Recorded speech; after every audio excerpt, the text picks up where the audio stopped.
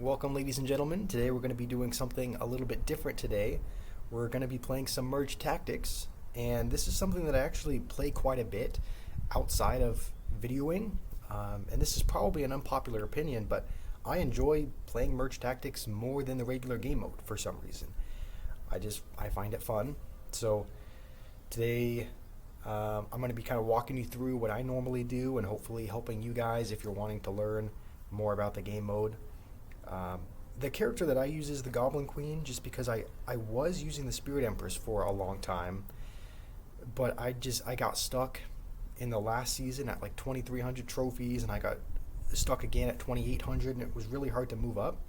And then I just adjusted the ruler to be the Goblin Queen, and then I started winning more. So that's usually what I use. And is it just me, or does she kind of look like Gru from Despicable Me? That's who she reminds me of, just probably because of her long nose and maybe a little bit of the face. But anyway, we're gonna be playing. Hopefully we can have more of these videos in the future, and maybe you can follow along on the path to Diamond. Hopefully we can get there. So I'll go with an archer here, just because we already have a tank up front. And obviously it's a strong strategy to have a tank up front and some kind of ranged card in the back. And I've kind of realized that all you really need to win this game is a high level Dart Goblin or a high level Ranger, but I use a Dart Goblin, and then give it the Ranger ability so it shoots faster, and then you just need to protect it. And that's usually the strategy that I aim for every time. So we'll add a Valkyrie here just so that we can get both the Juggernaut as well as the clan abilities, and then we'll put in a Goblin as well. And depending on what our opponent does, we might just put in. No, I guess we'll leave it like that. I'd like to try to get the Goblin ability early, so that we can hopefully get a Dart Goblin and start leveling up quickly. I think that's why the Goblin Queen is really good, is because every time you kill an opponent, it gives you a chance of getting a Goblin, and so you're able to level up really quickly. And because the Dart Goblin is such a good card, again, that's typically what I aim for as far as ability goes. So this is tough. We'll get a Dart Goblin here, even though we could upgrade the Valkyrie. And then we'll sell the P.E.K.K.A. and this to upgrade the Dart Goblin. And this is kind of an ideal lineup for me. Like, this is a really strong lineup when you have a couple Juggernauts, and then you have a couple Rangers, as well as the clan ability.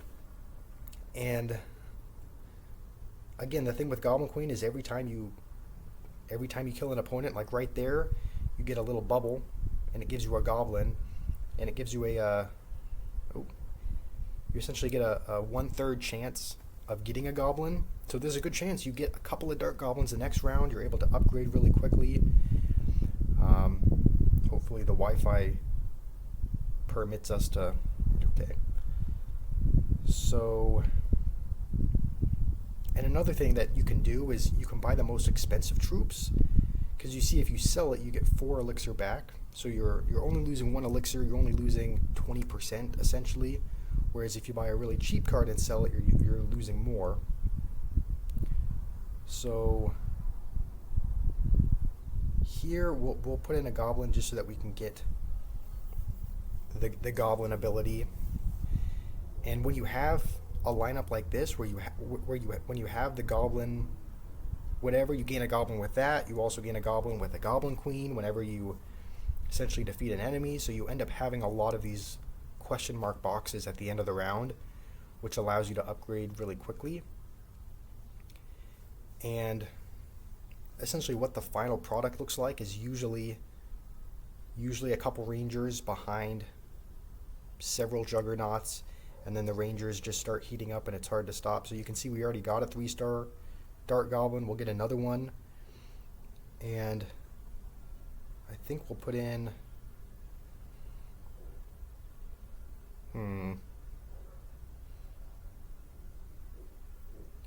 we'll put these behind so that they can get the shield, because any of the cards in the two spots behind the Juggernaut get a shield for a little while as well. And you can see, even though he has a lot of really strong melee cards, even though he has the aces, as soon as this Dart Goblin starts shooting faster and faster, it doesn't really matter if there's a melee card hitting it. It just has so much health and it does so much damage that it's really hard to kill. So let's see here. Let's put in, and then because we're against someone who's already essentially died, I essentially call this a free win, because it's not really going to be a challenge. They're not upgrading their troops anymore, and usually they lost for a reason. So we're just going to put the Goblin Machine in so that we can get the 4 out of 4, because we're essentially going to win anyway. And I usually, if your bench is full, I usually sell cards that, this is going to sound obvious, but you sell cards that you're not going to need. So because we're aiming for a Dart Goblin, we'll keep that. We'll keep the Valkyrie and the Knight because they're both Juggernauts, and we'll sell the Barbarian for now. And then hopefully we get a couple of Dart Goblins in these boxes so that we can upgrade it here. And just like that, I'm honestly, the 4-star Dart Goblin is so powerful that I'm like, it just, as soon as you have that, it's like the ultimate comfort, because I'm so confident that when you have that, when you have the Ranger ability, it's just such a strong card. And I think we're actually gonna no, we'll keep the Goblin Machine up there, but you'll see he'll probably end up killing like my frontline troops, and there'll be melee cards maybe hitting the Dart Goblin. But even if that happens, it has over 5,000 health. It has so much health, and it just hits so fast that there's just nothing you can do to stop it. And you can see it just hits faster and faster, and it does so much damage that there's just nothing they can do. It would be a lot less powerful if the archer was on the bench. So it's important that when you have a high level ranger like this, that you also have, even if it's not a super high level ranger, just any card that gives you that ability.